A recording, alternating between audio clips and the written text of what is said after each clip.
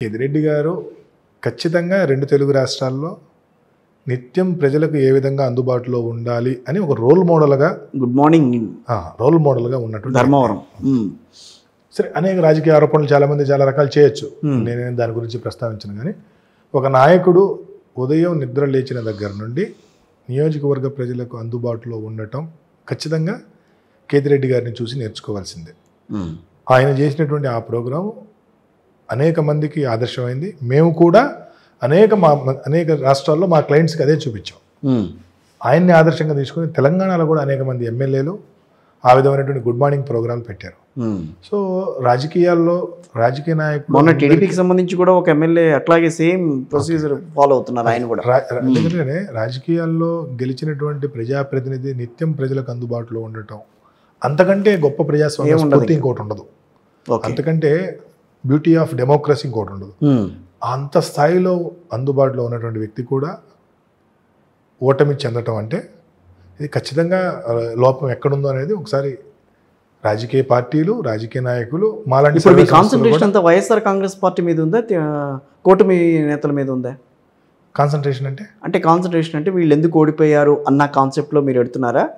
అసలు మన సబ్జెక్ట్ ఎక్కడ తప్పిందన్న కాన్సెప్ట్లో వెళ్తున్నారా? కాదండి, ఓటర్ నిజం చెప్పాడా లేదా, ఓకే, ఓటర్ ఏదన్నా భయానికి లోనయ్యాడా, అంటే తన మనసులో ఉన్న మాటని చెప్పే విషయంలో ఏదైనా భయానికి లోనయ్యాడా, ఓకే, మా డేటా అంటే ఓటర్ దగ్గర మా డేటా అంటే ఏంటి, ఓటర్ యొక్క అభిప్రాయాన్ని తెలుసుకోవడం కదా. సో ఓటర్ అభిప్రాయాన్ని తెలుసుకునేటువంటి విషయంలో మేము ఎక్కడ ఫెయిల్ అయ్యాము. ఇదే తప్పితే టీడీపీ గెలిచింది, వైసీపీ ఓడింది, వైసీపీ గెలిచింది, ఇది కాదు మా కాన్సెప్ట్. మొన్న ఎన్నికల్లో ఇప్పుడు అడిగానా లేదా అనేది నేనైనా చెప్పాలి. నేను ఎవరినైతే అడిగానో లేదా నేను ఎవరినైనా అడిగాను మార్కెట్లో ప్రచారం చేస్తారు వాళ్ళని చెప్పాలి. పాపం ఇది మార్కెట్లో ఎవరెవరో చేస్తే దానికి నేనేం చెప్పాలి? నేను ఎవరిని సీట్ అడగలేదు. ఎందుకు తప్పేముంది? తప్పేం లేదు, కానీ నాకు అటువంటి ఆసక్తి లేదు. గుంటూరు చిలకలూరుపేట నాకు అటువంటి నేను గతంలో కూడా ఇటువంటి ఆరోపణ వచ్చినప్పుడు కూడా నేను చెప్పాను. చిలకలూరుపేటలో బలమైన నాయకులు ఉన్నారని సంగతి కూడా చెప్పాను. నేను మీడియా ముఖంగా చెప్పాను, ఏదో చాటుగా చెప్పింది కాదు. కాబట్టి నేను ఎవరిని అడగటం కానివ్వండి ఏం జరగలేదు. నన్ను ఎవరన్నా అడిగి ఉన్నట్లయితే అది ఇక్కడ మీతో చర్చించడం అనేది కరెక్ట్ కాదు. అదేంటి అంతే కదా. ఇప్పుడు నేను ఏదైనా అడుగుంటే అడిగానా లేదా అని చెప్పే హక్కు మాత్రం నాకుంది. కానీ నన్ను ఎవరైనా అడుగున్నారనుకోండి, అది నేను మీ ముందు మీడియా ముఖంగా చెప్పడం అనేది నాకు ధర్మం కాదు. మొన్న ఎన్నికల్లో వైఎస్ జగన్మోహన్ రెడ్డి గారు గెలుస్తారు అని చెప్పి చాలా గట్టిగా చెప్పారు. దానికి మీ మీద ఏమన్నా గట్టిగా మిమ్మల్ని ఏమన్నా ప్రెషర్ చేశారా? అది చెప్పకపోతే మిమ్మల్ని ఉంచేసాం అని చెప్పి. ఏం ప్రెజర్ చేస్తారు, ఎందుకు ప్రెజర్ చేస్తారు సార్? నేను చెప్పింది జూన్ 1వ తేదీ సాయంత్రం 6:30 గంటలు. అవును, జూన్ 4వ తేదీ ఉదయం 9:30-10 గంటలకి భవిష్యత్తు అంతా తెలిపోయింది. అంటే హార్డ్లీ 48 అవర్స్ 54 అవర్స్ మాత్రమే తేడా. కాబట్టి ఆ 48-54 గంటల కోసం నన్ను ఎవరు ఒత్తిడి చేస్తారు, ఎందుకు ఒత్తిడి చేస్తారు? ఎందుకు అక్కడెక్కడో పెట్టారు తీసుకెళ్ళి అక్కడ ప్రెస్ కాన్ఫరెన్స్? అంటే ఏం లేదు సార్, జనరల్గా తెలంగాణకు సంబంధించి హైదరాబాద్లో పెట్టాం కాబట్టి ఆంధ్రాకి సంబంధించి ఆంధ్ర ప్రాంతంలో పెడదాం అనుకున్నాం. ఆంధ్ర ప్రాంతంలో పెడదాం అనుకున్నప్పుడు మీలాంటి మిత్రులు సరే మీ గ్రామం కదా, మీ గ్రామంలో పెట్టుకుంటే బాగుంటుంది అనేటువంటి సలహా ఇచ్చారు. అంతే తప్పితే అక్కడెక్కడో పెట్టాము అనేటువంటిది ఏం లేదు. సో ఆంధ్ర ఎలక్షన్ ఆంధ్ర ప్రాంతానికి కూడా గుర్తింపు ఉండాలనేది అంతే. తెలంగాణలో కరెక్ట్ అయిన మీ రిజల్ట్స్ ఆంధ్రాకి వచ్చేసరికి అంత తారుమారైనా ఎందుకని మీరు అదే గమనించండి. జూన్ 1వ తేదీ తెలంగాణ పార్లమెంట్కి సంబంధించినటువంటి ప్రిడిక్షన్ కూడా ఇచ్చాను. అవును, అంటే ఎంత డాట్ ప్రిడిక్షన్ అంటే 8 ఇవ్వడం జరిగింది కదా. ఎగ్జాక్ట్లీ 88 రావడంతో పాటు మహబూబ్ నగర్ అతి స్వల్ప మెజారిటీతో గెలిచేటువంటి కాన్స్టిట్యున్సీ అని చెప్పాం. సుమారు 4,000 మెజారిటీతో అక్కడ బీజేపీ గెలవడం జరిగింది. టీఆర్ఎస్ పార్టీ ఇప్పుడు అసలు నేను చెప్తే ఎవరు కూడా నేను అసలు వినడానికి కూడా సిద్ధపడలా. మెదక్ పార్లమెంట్లో 3వ స్థానంలో ఉంటుందని చెప్పాను. అట్లాగే జరిగింది. సిద్దిపేట లాంటి నియోజకవర్గంలో కూడా నేను స్పెసిఫిక్గా మెన్షన్ చేశాను నేను. సో అంత పర్ఫెక్ట్గా ప్రిడిక్ట్ చేయగలిగినటువంటి నేను కానీ మా సంస్థ కానీ సో ఆంధ్ర విషయంలో ఏం జరిగింది, ఎక్కడ తేడా పడ్డామని తెలుసుకునేటువంటి ప్రయత్నం ఇంకా చేస్తూనే ఉన్నాము. సో ఫామ్ 20 వచ్చి 4 రోజులే కాబట్టి ఇంకా మేము దాని మీద ఆత్మ విశ్లేషణ, డేటా విశ్లేషణ రెండూ చేసుకుంటాం. సెఫాలజిస్ట్ ఉద్యోగం కొంచెం కష్టమే కదా. చాలా కష్టం సార్, చాలా కష్టం.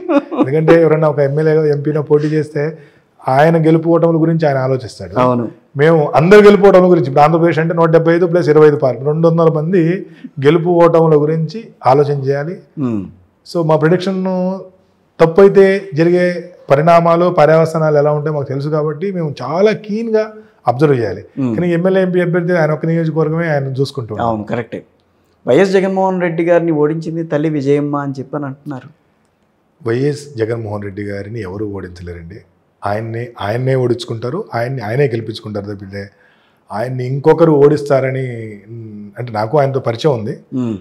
అదే డబ్బు కూడా తీసుకున్నట్టుగా ఆయన దగ్గర నేనా అంటే లాస్ట్ ఎలక్షన్స్కి నేను ఆ పార్టీకి పనిచేయలేదు కాబట్టి ఆయన నాకు డబ్బులు ఇచ్చే అవకాశం రాలేదు. 2024 ఎన్నికలకి నేను వైఎస్ఆర్ కాంగ్రెస్ పార్టీకి పనిచేయలేదు కాబట్టి ఆయన నాకు డబ్బులు ఇచ్చే 2019లో కొంచెం ఆయనతో మీకు కొంచెం చెడిందని అందుకనే మీరు అనేక కారణాలు ఉండొచ్చు కానీ బట్ నేనైతే వైఎస్ఆర్ కాంగ్రెస్ పార్టీకి పనిచేయలేదు కాబట్టి నాకు ఆయన డబ్బులు ఇచ్చే అవకాశం లేదు.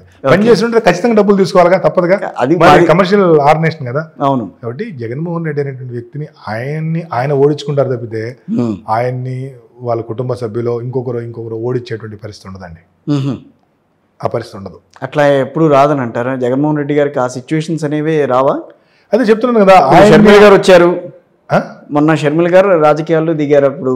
సో ఆవిడ కొంచెం ఇబ్బంది పెట్టింది. సరే, విజయమ్మ గారి వ్యవహారం కొంచెం అంటే పార్టీ గౌరవాధ్యక్షురాలని కూడా తీసేశారు, ఓ పక్కన చెల్లిని కూడా దూరం చేసుకున్నారు. ఈ రెండు కారణాలే మనకు ఇబ్బంది పెట్టినాయని చెప్పి అందుకని ఏకవాక్య సమాధానంగా జగన్మోహన్ రెడ్డి గారిని ఆయన ఓడించుకోగలుగుతాడు, ఆయన గెలిపించుకోగలుగుతాడు తప్పితే ఇంకెవరో ఆయన్ని ఓడించడం గెలిపించడం లాంటివి చేయలేరు. ఇది నా ఏకవాక్య సమాధానం. రైట్. కేతిరెడ్డి గారు మీ దృష్టిలో గెలుస్తారు అని చెప్పి మీరు చెప్పారు ఆ రోజు. Yes sir. ఎక్కడ తేడా వచ్చింది ఇక్కడ? అదే అన్నిటికీ సమాధానం డేటా విశ్లేషణ చేసుకోవడం చెప్పడం తప్పితే